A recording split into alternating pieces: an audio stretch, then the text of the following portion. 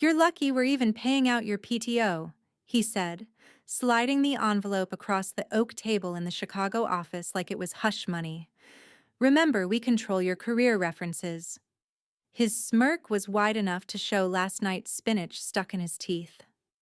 Supposed to scare me. I'm 58 years old, 30 years in this industry. I didn't cry. I didn't bargain. I just stared at the envelope, then at him, and gave the smallest smile, the kind you give right before pulling a plug. The room reeked of printer toners, stale lemon cleaner, and arrogance. Fluorescents buzzed overhead like flies circling a corpse. Thank you, I said, folding the check into my notebook. Appreciate the clarity. He leaned back, hands behind his head like he'd won. It's just business, Marlene. Which is exactly what people say when it's only personal, about ego, power, and fear. And his ego, I'd seen it bloat every meeting. Every sentence he ended with, make it happen. This wasn't a layoff, let's not pretend. They wanted me gone because I built something they couldn't control. When you're the foundation, you don't get applause. You get pushed out quietly with a streamlining memo. I stood. He chuckled. No hard feelings. I paused at the door. Not a single one, I said flat. Then walked. At my desk on the 19th floor, silence pressed like after a bomb blast. Nobody looked up. Some clicked through unopened emails. A few glanced my way, then down again. Except Tyler, the intern. He nodded steady. That kid had backbone. I packed light, one mug, a notepad full of sketches, a decent pen. I left the tacky team MVP plaque behind to rot. Before shutting my laptop, I sent 2 emails. The first to legal, politely requesting a detailed record of my intellectual property contributions over the last 2 years, just for clarity. Loaded language wrapped in pleasantries. The second from my personal laptop. A sanitized infrastructure map. No code, no secrets, just logic balancing acts and pressure points only I understood. They never asked how it worked. They just assumed I'd always be there. Send. Done.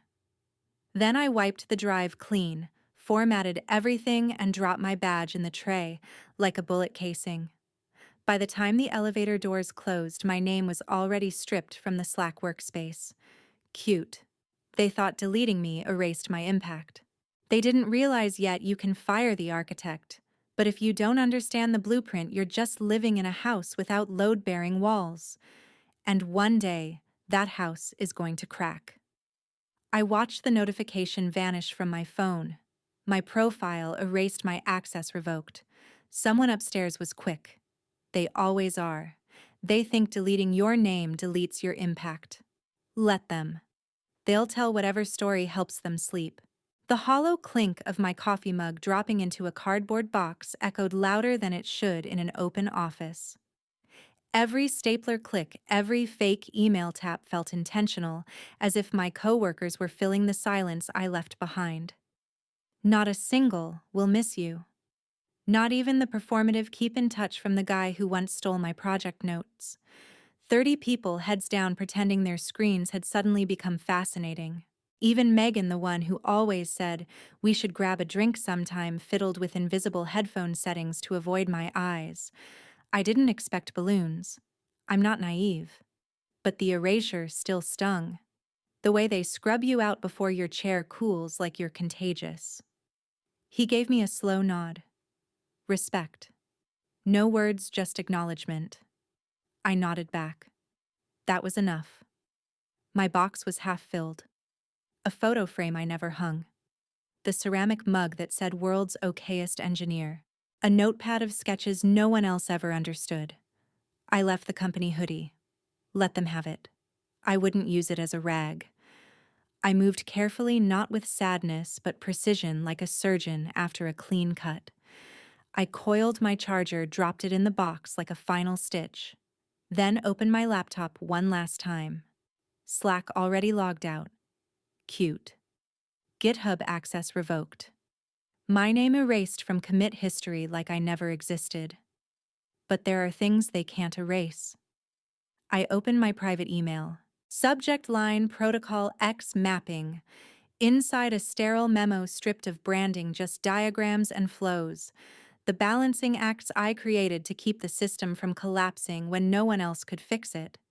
They assumed it was magic. They assumed wrong. Then another email, this one to legal. Polite, professional. A request for written confirmation of my authorship over key proprietary modules, wrapped in HR-approved language but heavy as a landmine. I hit send. Close the lid. Drop my badge in the tray like a bullet casing. By the time the elevator doors closed, the building thought I was gone. But I knew better. The email was a landmine dressed in HR-approved politeness. The second I clicked, send something heavy settled in my chest. Not peace, not triumph. Just wait. Like I'd left a sharp object in the hallway, knowing sooner or later someone would step on it. I closed the laptop lid, stood, and pulled the plug. Walking to the elevator felt like wading through water. The halls looked the same: cheap carpet, half-dead succulents, whiteboard smeared with half-baked brainstorms. But the silence had shifted, as if the building itself knew it had made a mistake, but couldn't say sorry. I didn't look back. Not when the doors opened. Not when they closed.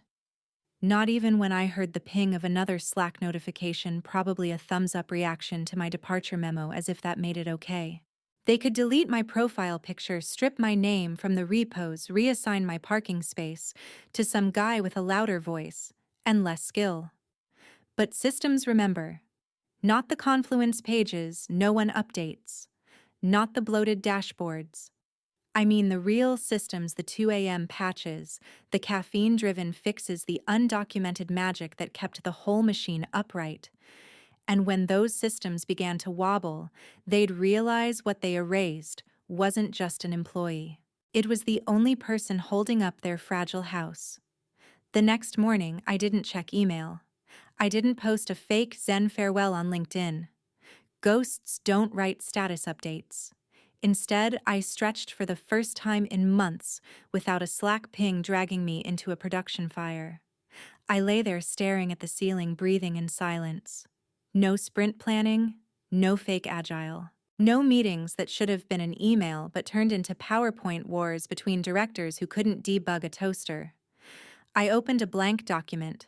No logos, no branding, just space. Then I wrote the most honest resume of my life. No corporate fluff, no cross-functional collaboration, just facts.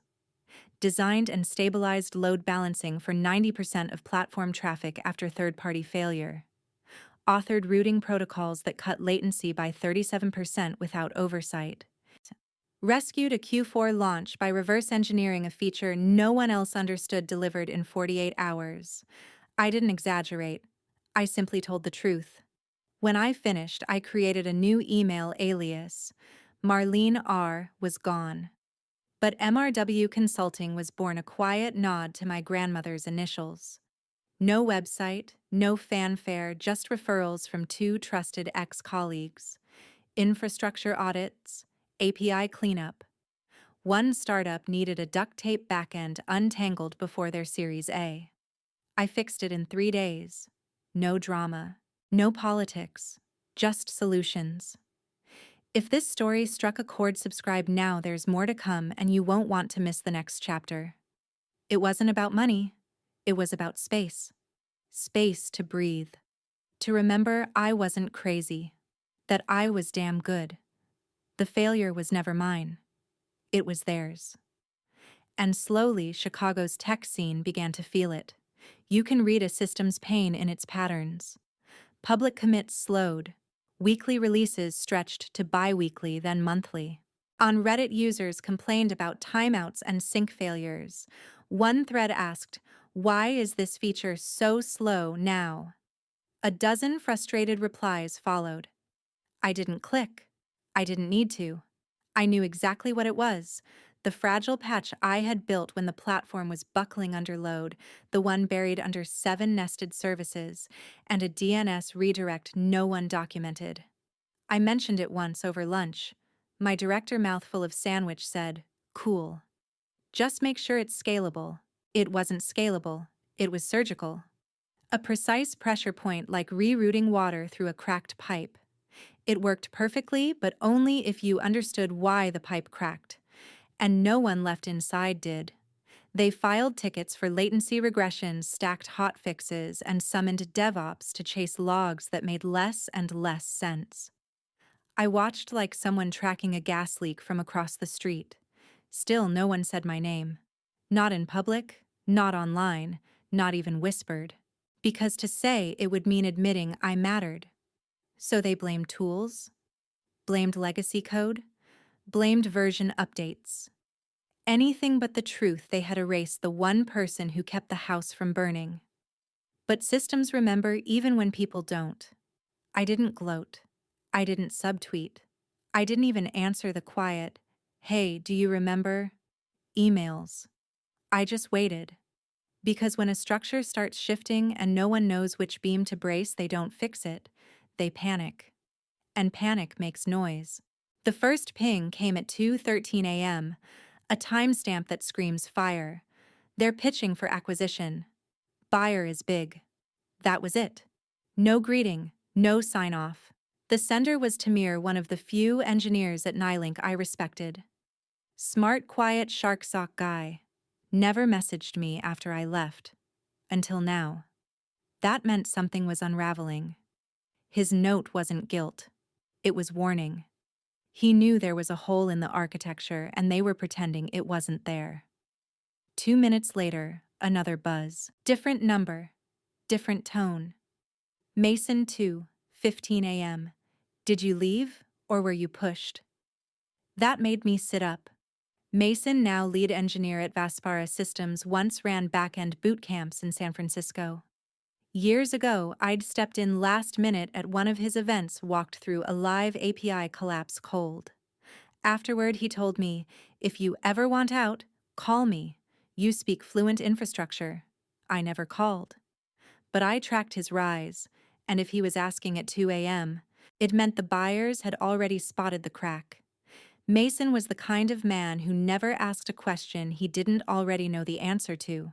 His text at 2:15 a.m. hung on my screen. "Did you leave or were you pushed?" I typed back. At 2:16. "Does it matter?" He didn't reply. He didn't need to. If Mason was reaching out before the acquisition was even public, it meant he'd already spotted something in the repos, the diagrams, or the churn reports that didn't add up. Something that pointed to a black hole labeled Ask Marlene, and nobody at Nylink wanted to admit it. I lay back down, heart ticking like a metronome. By morning, the whisper networks were blazing. 3 emails waited from old colleagues. "Hey, random question. Do you remember how the redirect logic was set up?" Another. "Do you know if the compliance module had a fallback?" I didn't respond. Not out of spite.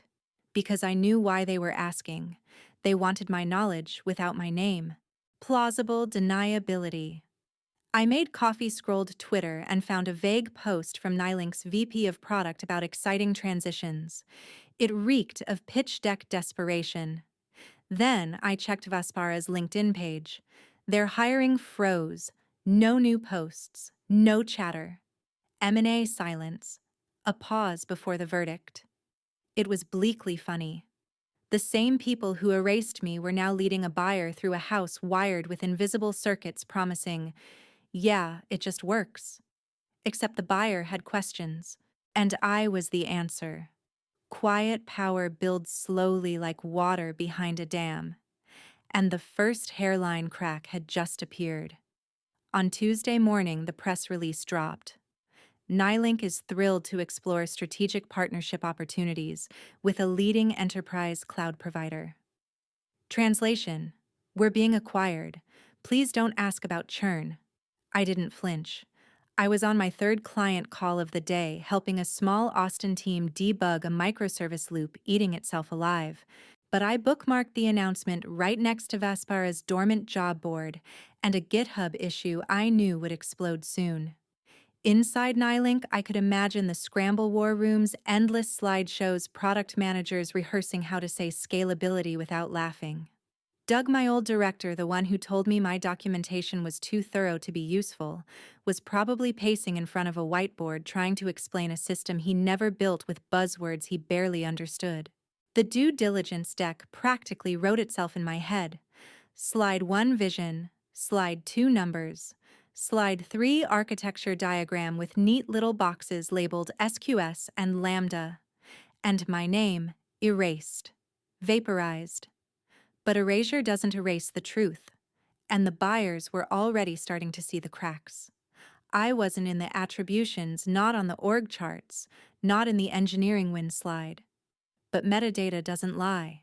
Beneath the polished veneer, Vaspara's reviewers found the trace's API schemas tagged with my initials deployment scripts, with shell comments I left at 2 a.m. audit logs showing code reviews I ran solo when the system was collapsing. And buried deep under 6 dependencies and a forgotten feature toggle, they found a comment I hadn't thought about in years. Half delirious during an overnight patch of a caching bug no one else could fix, I had typed, "If you're reading this, it's either me or the next person they'll blame." That grim joke kept their reporting pipeline alive for over a year. No one ever asked how. They were just relieved the dashboard stopped freezing. Until now. I learned about it sideways through a whisper, a tweet liked by an old mentee. Someone had shared a cropped screenshot, found the wildest code comment today. The indentation, the tone, the spacing, I recognized it instantly, which meant the buyers were digging, which meant someone was struggling to explain what only I ever understood. The facade was cracking and I didn't need to lift a finger. Gravity was doing the work. When you remove a keystone, the arch doesn't collapse right away. It looks fine, until the pressure builds. Then one question topples everything. Who wrote this? Why does it work? Why can't anyone explain it? The problem with pretending someone didn't matter is eventually you're forced to admit why things start breaking the second they're gone.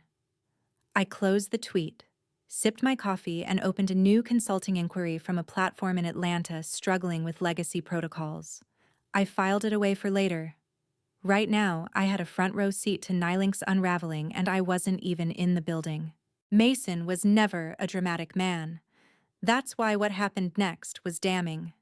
Day 3 of the pre-acquisition review, he was slogging through compliance documents. Standard boilerplate contributors, access levels, citizenship statuses. But halfway down the spreadsheet, he stopped cold. Reynolds Marlene, status involuntary departure, access revoked, clearance system-wide. He blinked, read it twice, then looked across the table at Nylink's delegation. 3 executives deep in buzzwords and synergy talk. Mason closed his laptop. Not loud, not rude, just enough to freeze the air. "Let's pause here," he said evenly. The projector hung mid-slide, an over-designed pipeline diagram frozen like a guillotine. The VP of product forced a laugh. And everyone else in the room realized the collapse had begun. Sure, something unclear?" the VP of product stammered. Mason didn't respond. He turned instead to the CTO. "This part here, your routing layer session handling load balancing fallback. It's marked stable legacy." The CTO nodded too quickly. "That's right, been untouched for over a year. Rock solid." Mason raised an eyebrow. "No changes in a year in a high-load environment like yours?" The CTO shifted. "Correct." Mason tapped the closed lid of his laptop, slow and deliberate. Then asked, "Who designed it?" Silence. The kind that kills deals. Executives glanced at shoes, at papers, anywhere but each other. The VP of engineering finally spoke. "It was a collaborative effort." But her voice broke. "I mean, it started under Marlene Reynolds. She's no longer with the company." The CEO of Vaspara, who had been silent until then, leaned forward slightly. His presence froze the room. "She left." The CTO hesitated. There was restructuring. She didn't align with the new direction. "Was she consulted during this process?" the CEO asked. "No. She's been gone for some time. No one here can speak with certainty about that architecture." Another silence fell heavier than the first. The VP of product tried to salvage. "We have documentation," Mason cut him off. "We've reviewed it.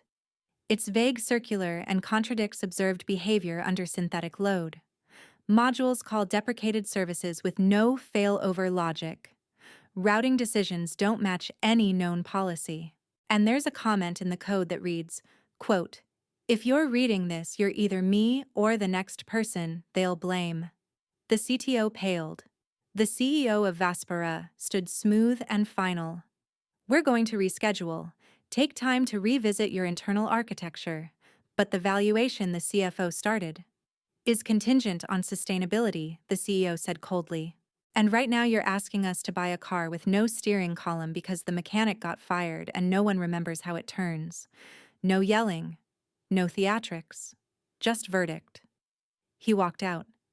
Mason lingered long enough to watch the blood drain from every face. He didn't gloat, didn't smile, just said, "You should have kept her." Then he left. Back in my Chicago apartment, my phone buzzed. Unknown number. "They're choking." "You felt it coming, didn't you?" I poured myself a drink, sat by the window, and let the city hum like an engine no one fully understood. Then came the email. Subject: confidential technical advisory immediate. No greeting, no fluff. Just panic wrapped in plain text. I didn't click right away. I didn't need to. Gravity always wins. The email came masked behind a Vaspera proxy. The tone screamed Mason precision wrapped in vagueness. "Requesting your availability for a closed-door consult regarding unresolved architecture concerns from legacy systems inherited during pre-merger assessment." Translation: they were panicking, and I was the last flashlight in the tunnel. I didn't reply. Not yet. Back at Nylink, the implosion had already begun. The acquisition was indefinitely postponed, announced in a sanitized Slack post that set half the company on fire.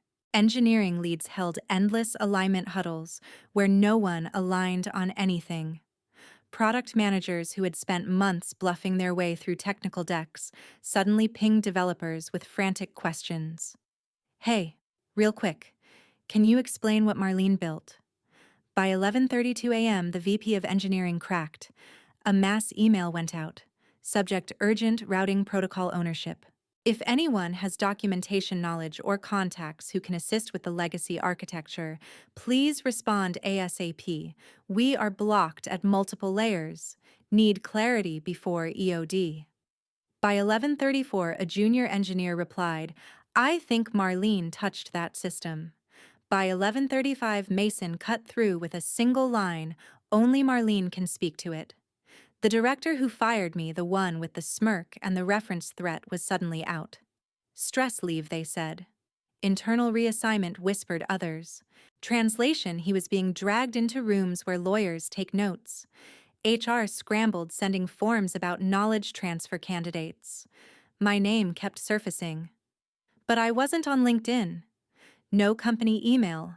No breadcrumbs. Just silence. Until the meeting request hit my inbox. I let it sit while I finished my coffee at a cafe near the river. A couple argued over a parking ticket. A dog barked at its reflection. None of it touched me. I was somewhere else, back in the server room at 3 a.m. Flashlight in hand during a citywide storm patching failover logic no one else understood. Back in whiteboard sessions where I diagrammed edge cases dismissed as too thorough. Back in my apartment 3 weeks after being fired, watching GitHub activity flatline. And now here they were back at my door, not because I shouted, but because I had built something that worked. I hit reply. 2 words. Let's talk. The room was hushed, soundproofed, deliberate. A carafe of cucumber water glistened on a table worth more than my last 3 bonuses. I sat at one end, laptop open, cursor blinking. Mason at the other, flanked by Vaspera's CEO and general counsel, all watching me like surgeons waiting for a vital sign. I hadn't brought notes. Didn't need slides. What I had couldn't be captured in bullet points. It lived in my head, architecture trees. Fail over maps, the unspoken logic that kept their system alive when everything else failed. I tapped a few keys, spun up a stripped-down simulation, and began. My voice was low, steady, no theatrics. The routing fallback doesn't go through the main queue. It forks silently through a sidecar daemon tied to the old Redis cluster. That cluster was never re-architected when we migrated off on-prem caches, mostly because no one remembered it existed. Except me. Mason nodded once. The protocol fakes a dead node condition. Health checks trigger the redirect path. The trick is fooling the monitor service without breaking the core heartbeat. Dirty. Fragile. But it held Nylink together through 3 major outages. I ran a log. Showed the spoof in real time. The quiet hack that bought them 6 months of false stability. Silence followed, not awkward but reverent.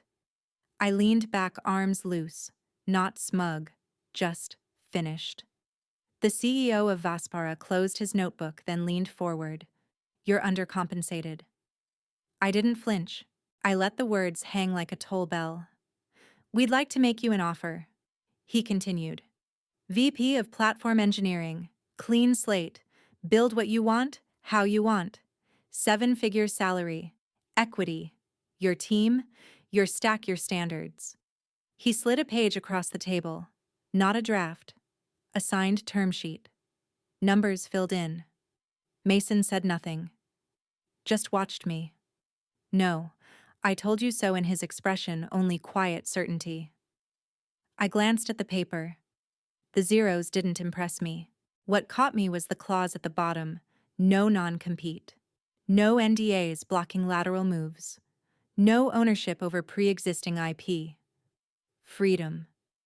I didn't smile, not fully, but the tightness in my chest eased like a strap, finally loosened after years cinched too hard. I reached for the pen, paused. One condition, I said. The CEO raised an eyebrow. No press release, no savior narrative, no headlines about me fixing a flailing asset. I'm not interested in being someone's poster story. He nodded once. Done. I signed. 20 minutes later, I stepped into the Chicago air. It felt heavier, but in a good way, like the pause before a thunderstorm breaks. Not the suffocation of stale fear. I didn't check my phone. Didn't text anyone. I just walked 3 blocks to the bakery that still folded butter secrets into croissants, sat down outside, and breathed for the first time in years, not because I had to, but because I could. Back across town, Nylink's boardroom buzzed with false confidence. Doug, the director who once smirked, "We control your references," now sweated through his shirt, voice cracking as Mason sat across from him, arms folded, unreadable. And the real collapse was only beginning. To Doug's credit, the opening of the pitch was polished. He'd clearly rehearsed wrapping phrases like innovation market fit and cloud-native resilience in expensive language. Heads nodded. That's how these meetings go until slide 17, departures and transitions. Doug clicked. A grid of names appeared. Sanitized blurbs, neat little lies, Reynolds Senior Systems Architect, departure due to organizational streamlining, infrastructure handed off to internal team, documentation complete. 3 lines that erased 30 years.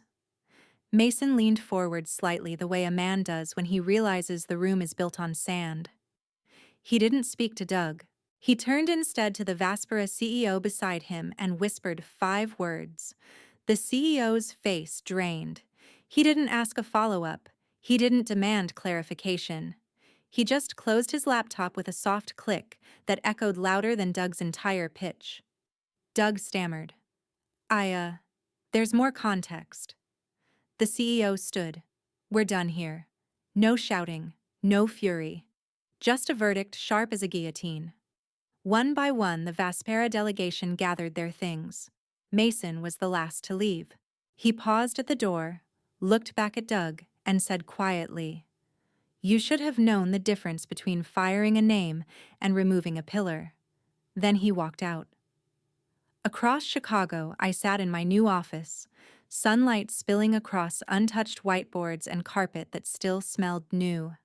I wasn't working. I was reading a slim book of essays on architecture, real buildings, not code. Mason had sent it 2 weeks earlier with a note, "Thought you'd appreciate the parallels. Some structures fall because of ego, others because no one checked the foundation." My phone buzzed. A text from Tamir, 12:42 p.m. He looked like someone just pulled the floor out from under him. I set the phone down slowly. No reply. Just silence. I didn't screenshot it.